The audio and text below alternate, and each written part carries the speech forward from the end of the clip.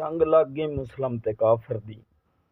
विचों मुसलम कौन ते काफर कौन, एक गल दा निचोड़ कढ दिता इस गल ने कि सब तो पहले मुसलम होने वास्ते तुहानू चाहिदा की।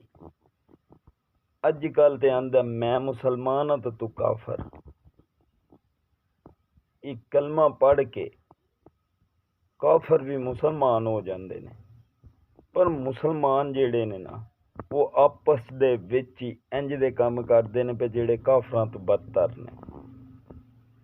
आंदा के कलमा पढ़ के काफर मुसलमान होंदे ते मुसलमान कुफर दिलां विचों कढदे नहीं।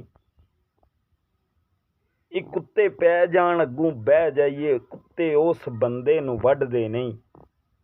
ये कुत्तियां दी आदत, एक कसूर मंदा बंदे बैठे नूं ते बंदे छड्डदे ही नहीं।